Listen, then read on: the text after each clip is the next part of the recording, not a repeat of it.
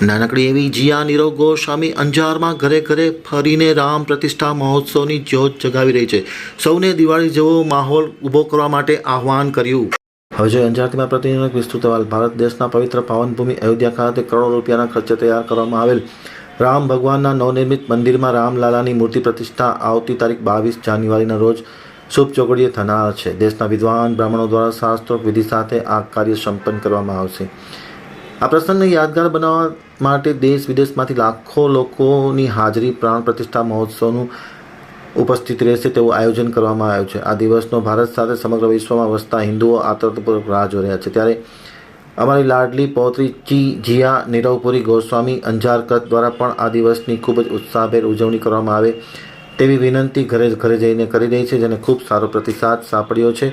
અને ખાસ કરીને આ દીકરી જે કાર્ય કરી રહી છે જીયા, તે ખૂબ જ પ્રશંસનીય છે.